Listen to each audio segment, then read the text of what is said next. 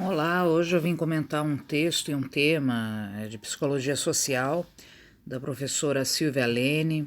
O tema é processo grupal. O material está dentro do livro Psicologia Social Homem em Movimento, organizado por ela e pelo Vanderlei Codo. E esse é um tema que a psicologia social tem se debruçado bastante, não é? Desde os primórdios dessa psicologia sociocrítica brasileira e latino-americana, justamente fazendo quase, esse texto da Lena é quase um inventário sobre algumas visões de grupo. Algumas ela vai criticar de maneira bastante acirrada, como a questão do grupo do Kurt Lewin, não é? Os pequenos grupos e toda a sua discussão e aplicabilidade em território norte-americano, mas também vai fazer um inventário bastante interessante da questão dos processos grupais, não é? Na análise institucional, do Lorrault e do Lapassat, os grupos operativos, não é? Do Pichon Rivière e dos mexicanos Degovia e o Calderon. Então a gente tem aí um material bem interessante da Silvia, não é?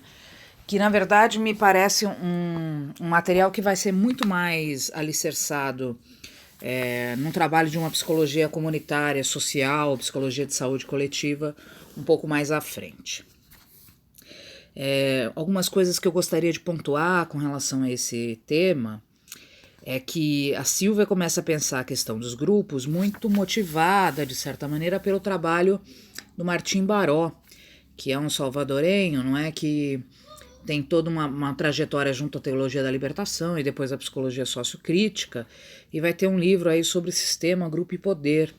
E esse livro influencia demasiadamente a Silvia, né, com relação então a esse entendimento de que é necessário que a psicologia social de alguma maneira refaça esse caminho de uma compreensão sobre os grupos, não simplesmente como pequenos grupos autossustentáveis que replicam os valores ideológicos, que de alguma maneira estão ali só para cumprir metas, mas passe a olhar para o processo grupal como um processo dialético, histórico, que opere sobre a vida do sujeito e a sua condição de existência. Então, é um texto muito interessante, não é, que faz esse inventário inicial para pensar justamente como o grupo pode se transformar num processo dialético histórico, não é?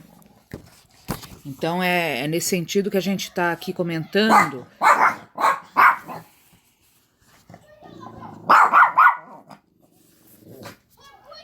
Chega! Retomando então a questão do processo grupal dentro de um contexto transversalizado, multideterminado, e não simplesmente como um sistema de forças, de estabelecimento de metas, não é? Como era a tarefa, por exemplo, dos pequenos grupos do Kurt Lewin, que vão, apesar de trazer toda uma discussão interessante sobre forças e campos, vão acabar se submetendo, não é? Reproduzindo valores como o individualismo, a questão funcional, a manutenção do sistema e valor do capital, não é? No sentido do sujeito produzindo e vendendo a sua mão de obra, e a questão da garantia da produtividade social.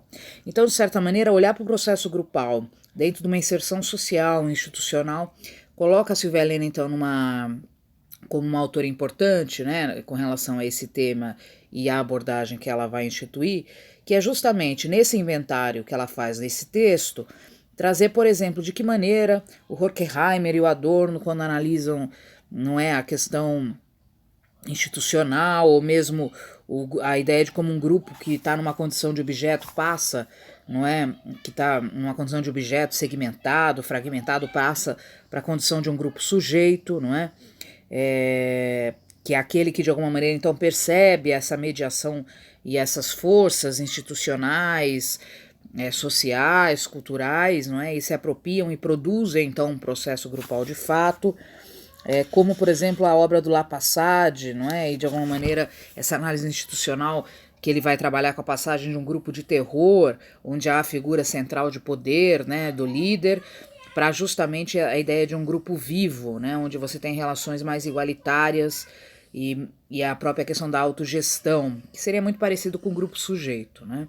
Ela ainda cita, então, as propostas dialéticas do Pichon e dos dois mexicanos, colocando o grupo operativo como uma forma operativa interessante de uma análise sistemática, não é?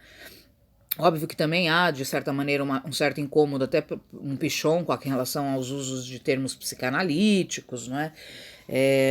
Mas ela aproveita desses autores toda uma tipificação e tipologia dos grupos, né? Por exemplo, no Calderon e no Degovia, quando ela vai resgatar essa passagem de um grupo aglutinado para uma ideia de um grupo independente, né? Que é esse grupo que de alguma maneira tem já uma liderança amplamente distribuída, onde o grupo já acumulou experiências e aprendizagens, não é? Onde há o desenvolvimento dos membros e das pessoas relacionadas com o processo grupal, onde de alguma maneira essas relações de dominação estão sendo trabalhadas e recoordenadas, ou seja, se buscando autonomia e autogestão, não é? Então ela vai fazendo esse inventário para trazer justamente de que modo os outros que estudaram o grupo podem contribuir com a visão sócio-histórica, não é?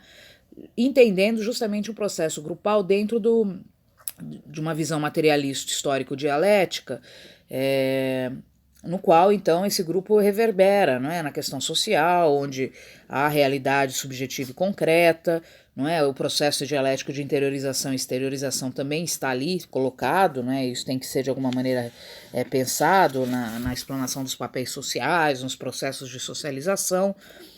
E o fim do texto é muito mais direcionado, não é, no caso do texto da Silvia Lene, a como então esse grupo vai deixando essa forma quase que estereotipada, não é, de grupo, de pequeno grupo de tarefa, e vai assumindo essa condição de grupo sujeito, não é, de processo grupal, portanto, onde então acontece um processo em espiral, não é, num processo dialético, onde de alguma maneira há uma contestação das funcionalidades e desses papéis que muitas vezes estão instituídos, não é? Então, o grupo sendo esse lugar de saúde, não é? Esse lugar de autogestão, esse lugar de autonomia, que vai fazer muito sentido no trabalho de uma psicologia comunitária, por exemplo, né? Ou mesmo numa psicologia que trabalhe com a saúde coletiva, como nós temos hoje junto ao SUS, ao CRAS e ao CRAS.